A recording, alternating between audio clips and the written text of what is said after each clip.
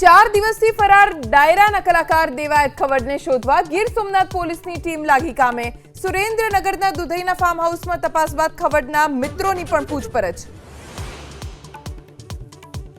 સંબંધ હોવાનો પોલીસનો દાવો।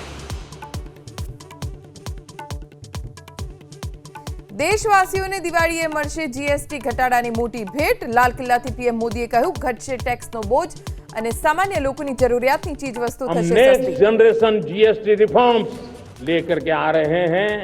ये दिवाली के अंदर आपके लिए तोहफा बन जाएंगे।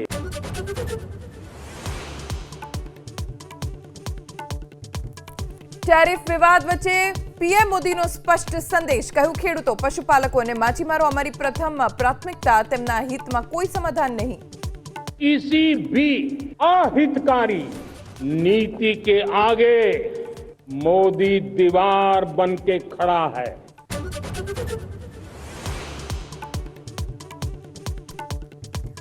जम्मू काश्मीरना किश्तवाड़मां वादळ फाटता तबाही मचेल। माता मंदिर पासे काटमाळ धसी आवता 46 लोकोना मौत, अनेक लोको लापता। Rescue operation पूरजोशमां।